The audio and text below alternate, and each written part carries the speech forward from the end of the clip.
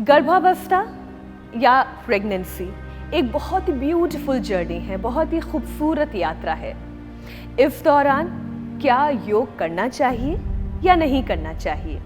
करना चाहिए तो फिर कैसे करना चाहिए? और इस दौरान आपके डॉक्टर और योगा ट्रेनर आपको क्या सजेस्ट करते हैं?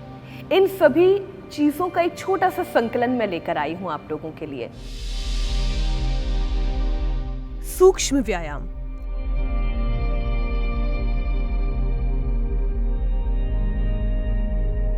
शुरुआत उंगलियों के संचालन से करें। दोनों हाथ सामने करें। उंगलियों और हाथों को ढीला कर 15 से 20 बार खोलें और बंद करें। इससे उंगलियों के जॉइंट्स का दर्द दूर होगा ही, साथ में जोड़ों की ताकत भी बढ़ेगी। अब दोनों अंगूठे मुट्ठियों में बंद करें। दोनों हाथों को आगे की तरफ फैलाएं। मुट्ठियों को गोल गोल 10 से 15 बार क्लॉकवाइज और एंटी क्लॉकवाइज घुमाएं। इससे न सिर्फ कलाइयां मजबूत होंगी और साथ ही अगर कोई दर्द है तो वो भी मिटेगा। अब दोनों हाथ आगे की ओर फैलाएं। एक्सहेल करते हुए उंगलियों से कंधों को छुएं। इनहेल करते हुए हाथ सामने करें।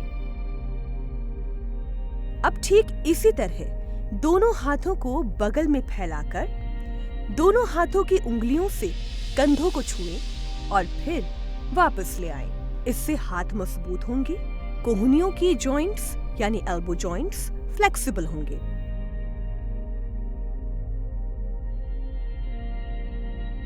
स्कंध संचालन। उंगलियों से कंधे को पकड़े, कोहनियां सामने लेकर आएं। इनहेल करते हुए कोहनियों को ऊपर ले जाएं और एक्सहेल करते हुए इन्हें फिर नीचे लेकर आएं। अब दोनों हाथों की उंगलियों से कंधे को पकड़ते हुए इनहेल करते हुए कोहनियों को बगल से ऊपर की तरफ उठाएं। एक्सहेल करते हुए नीचे लाएं। इससे न केवल आपके शोल्डर मजबूत होंगे, हार्ट मसल्स फ्लेक्सिबल होंगे, फ्रोजन शोल्डर की परेशानी नहीं आएगी। इनहेल करते हुए अब दोनों हाथों को ऊपर की तरफ ले जाएं और हथेली से कलाइयों को ग्रिप पर लाएं। ध्यान रखें, सिर के बराबर कोहनी तक हाथ सीधा रखें और बारी बारी से दाहिनी और बाईं ओर की तरफ खींचें। प्रेगनेंसी के दौरान कई बार गलत पोस्चर की वजह से स्पॉन्डिलाइटिस हो जाता है। ऐसे में ये 4 अभ्यास बहुत जरूरी हैं। दोनों हाथों की 5 उंगलियों को एक दूसरे में फंसाएं और फिर सिर के पिछले हिस्से में इस तरह लगाकर सिर पर आगे की तरफ ताकत लगाएं। साथ ही सिर पीछे की तरफ धकेलें और बाईं हाथ की हथेली से सिर के बाईं ओर पुश करें।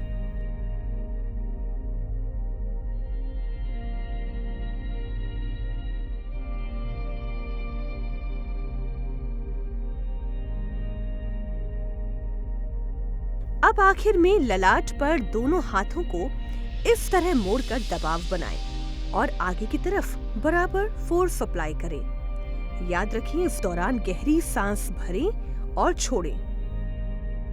कंधे और गर्दन के लिए इसके साथ कुछ और ऐसे सूक्ष्म व्यायाम हैं जिसे आप कहीं भी कभी भी अपने दफ्तर में, अपने घर पर आसानी से कर सकते हैं। मसलन कंधे को क्लॉकवाइज एंटी क्लॉकवाइज घुमाना शरीर के ब्लड सर्कुलेशन को ये बेहतर बनाता है।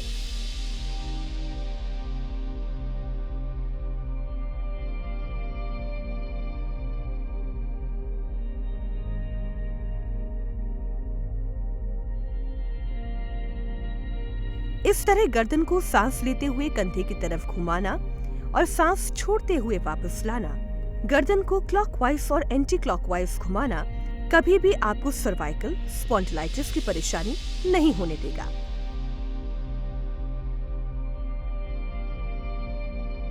पांव का सूक्ष्म व्यायाम। तो सबसे पहले पैरों को आगे की तरफ फैलाकर बैठें। इस दौरान स्पाइन को सीधा रखें। पांव की उंगलियों को ऊपर और नीचे की तरफ मोड़ें, ठीक वैसे ही जैसे आपने हाथों की उंगलियों को किया था। अब एड़ियों को क्लॉकवाइज और एंटी क्लॉकवाइज गोल गोल घुमाएं। ये आपकी उंगलियों और एड़ियों के जोड़ के लिए बहुत फायदेमंद है। प्रेगनेंसी के दौरान आर्थराइटिस का हल्का असर हाथ और पांव की उंगलियों पर पड़ता है और ऐसे में ये अभ्यास आपको हेल्दी रखेगा। घुटनों को रोजाना अभ्यास देना जरूरी है। सबसे पहले दाहिने पैर को मोड़े, फिर बाएं पैर को।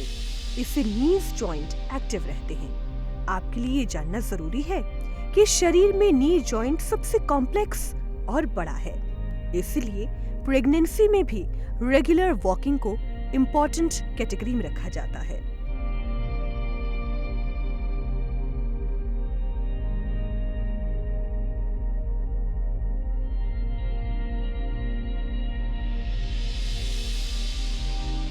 अब दाहिने पैर को मोड़ें, कुछ इस तरह बाएं पैर के ऊपर रखिए।